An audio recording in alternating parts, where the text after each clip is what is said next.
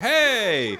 Do you want more moments in Pokemon Unite like this, where you win and dance around and sing a song? And less moments like this, where you lose by 600 points? Me too! How do you do it? I don't know, this game is crazy and random. No, just kidding. There are actually a lot of things you can do to help improve your chances of winning. And hopefully in this video, I'll give some tips that more beginner players or even some expert players can take with them. Come along with me. I am Jake, your resident content cowboy. Yeehaw! And here are 10 tips to start winning more in Pokemon Unite. This video is brought to you by expensive looking graphics and no sponsors. I hope you leave this video with a better idea of how to play the game and a plan, because you don't want to just wing it. And then we'll just, see what happens. So we're just gonna wing it? Piper, there's a big difference between winging it and seeing what happens. Now let's see what happens. Let's say there's a role or Pokemon you really want to play. Open up your Pokemon screen, find that Pokemon, and make it your favorite. If you really like Pikachu, hit that Y button, make it your favorite. On mobile, you would need to just click the heart.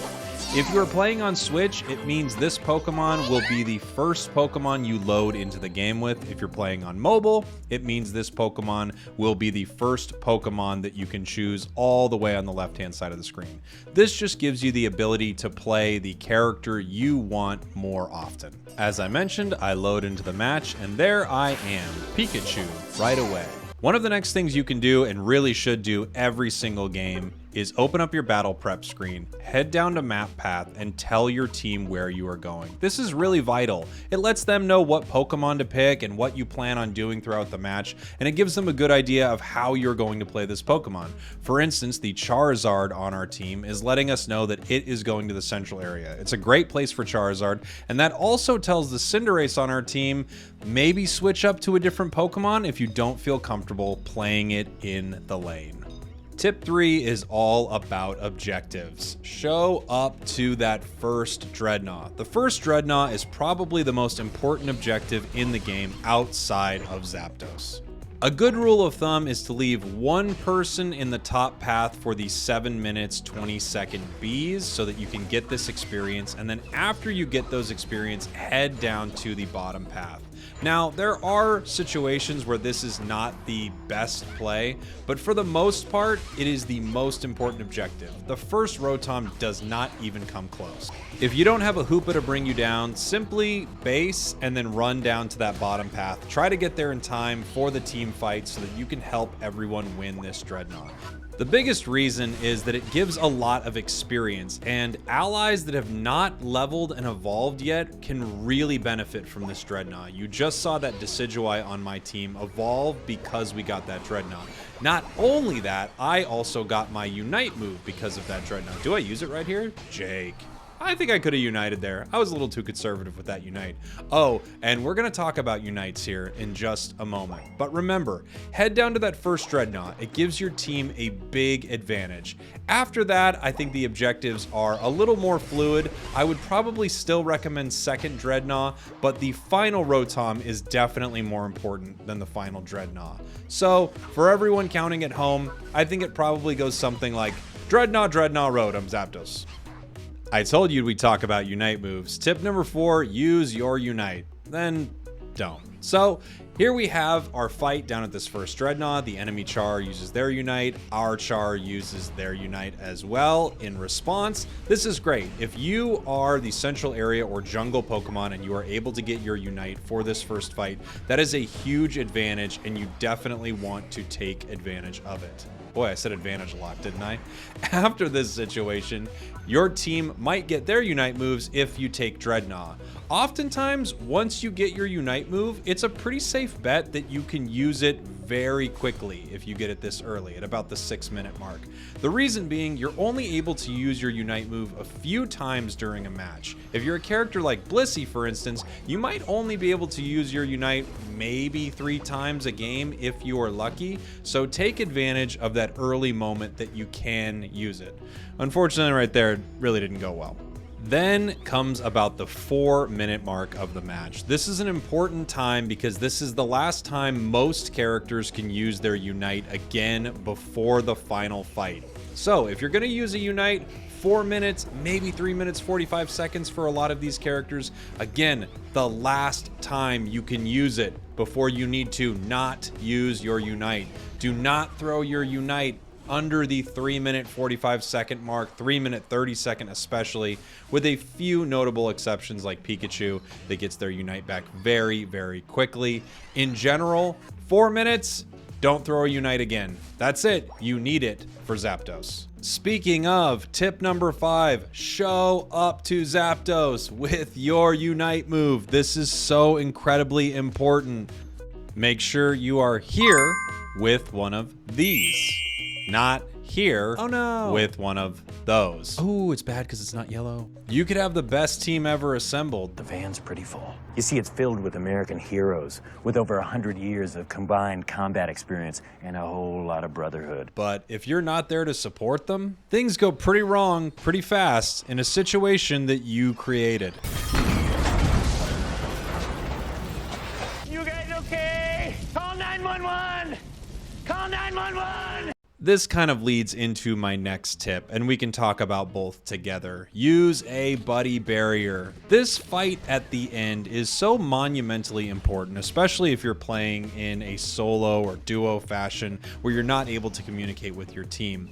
If you are able to be at that ZAPDOS fight with a buddy barrier and you use your Unite move, you are way ahead of an enemy team that does not. Your Unite moves are some of your strongest abilities. They also power up your characters. The ability to live through this first big volley of attacks is huge. And if you shield an ally shields another ally, all of a sudden this team fight swings in your favor in a big way. Show up to ZAPDOS. Use your Unite move. And have a buddy barrier. I should have thought of one more thing to chant. Yeah! My next tip is learn to score effectively. This is easier said than done sometimes, but as a general rule, you don't want to break an enemy goal with a small amount of points. There often isn't a good reason to do it. It will give the enemy access to catch-up experience, something we'll talk about here in a moment. And many games in Unite are decided by a low amount of points. Don't be the reason your team loses by 10 points. Again, in the moment, it's not always easy, but let's take a look at this goal here. Absol has 50 points. If Absol scores before the rest of the team, that is only 2 extra points going in this goal. However, I have 47 points. If I score 47 points and then Absol scores their 50 points, we have a perfect amount of Eos energy going into that goal. It just sets us up to win a match that otherwise we might lose. So whenever you can, try to overscore as much as possible in that goal, and that can often mean you letting an ally score instead of you. Other things to consider when talking about scoring effectively is, can your ally actually make more use out of scoring right now than you? If we look back at this clip here, Snorlax could have let me score on that bottom goal there and still possibly made it forward to score themselves because they had full health and I had very little. However, instead, we scored the amount of points that Snorlax was able to score, which was quite a bit less than me. So if you can, try to notice those moments when your ally can actually score and they might not be able to score again because their health is so low. That being said, if you are a pretty mobile character, get in, score, and try to get out so you have enough time to defend. Nice job, Jake. Right into that wall. Tip number 8, don't be so hard on yourself. Remember that this is a game. You're playing it because you're having fun. Don't worry if you don't make the perfect play or you don't play the perfect Pokemon all the time. It's important to play, have fun, and if you're not doing that, I would suggest taking a break, giving yourself some time, and also recognizing that even if you're perfect, you can't control everything that happens inside the game. Players are learning at different levels. People have good games and bad games. There's definitely a game where you played worse than you could have, and a game where some of your allies just aren't working for you. And that's okay. It's just a game. Have fun with it, and don't be so hard on yourself when you lose. Tip number 9, and I told you we'd get to it, is to farm EXP and use the game's built-in catch-up mechanics. There are a lot of ways to catch up in Pokemon Unite, and a lot of ways to stay ahead as well. One of the most important things inside the game is getting experience. Just like in a mainline Pokemon game, if you are levels ahead of your enemy, you are in great shape. So there are a few ways to make sure that you get ahead, stay ahead, or if you're behind, catch up. Really quickly, let's talk about a few moments in the map that you should be present for so that you can get the most experience possible. At 8 minutes and 50 seconds, Vespiquen and 3 Combees spawn in the top and bottom path. This happens again at 7 minutes 20 seconds, then once again at 5 minutes 50 seconds, again at 4 minutes 30 seconds, 3 minutes even-ish, and 1 minute 30 seconds or so. Some of these are give or take a second or two, and I'm not exactly sure what that's based on, but come on, you can't be upset with me for being off by a second sometimes. And I promised I was going to talk about catch-up experience, and it's one of the most important things to understand in the game. Just because you lose a goal doesn't mean you are going to lose the match. In fact, sometimes it's kind of better off for your team to lose a goal here and there. Let me show you why I say that. When my Lucario and Greninja break this top goal here, all this juicy catch-up experience spawns on the enemy side of the map. It's relatively protected and very difficult for the other team to get to, and it gives you a massive amount of XP. It's literally a built-in way for your team to come back in this match. So when these 3 Audinos pop up on the top or bottom of your map, just understand that you have a huge way to come back in this game. KO these wild Pokemon as quickly as you can, as often as you can. They are an amazing way to come back in this match. The next way to come back in a match using XP is to KO a higher level enemy. And a good way to do that is to save your Unite move for when that level 14 or so Cinderace is around. Unite it and KO it. You are rewarded greatly for KOing a higher level Pokemon. I don't know exactly how the math works, but it's considerable. It feels like you can KO 3 or 4 lower level Pokemon, and that would be the equivalent of KOing 1 higher level Pokemon. I don't know if that's right. I don't know any numbers. Don't hold me to it. No one knows how experience works, but I can tell you, KOing a higher level enemy, very, very good. Now, if you know me, you probably know my final tip, but please stop trying to surrender. You lose 100% of the games you surrender. I know it sounds crazy, but you can't win a single one when you surrender. So don't do this.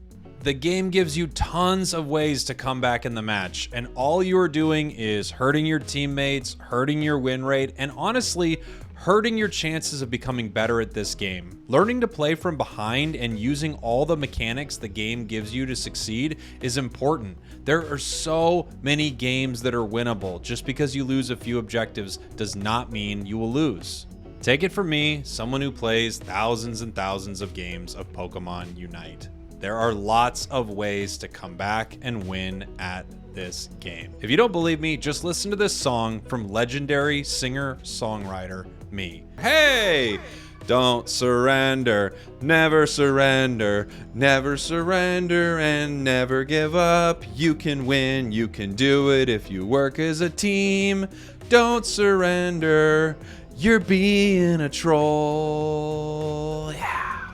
Thank you all for watching. Thank you for listening. If you made it this far in the video and you've enjoyed what I've done, I would love it if you left a comment. You could tell me what your favorite tip was, and please share this around if you think the information is good. I would really like everyone to have a better time playing Pokemon Unite, and part of that is getting better at the game. Thanks, everybody. I love you, and goodbye.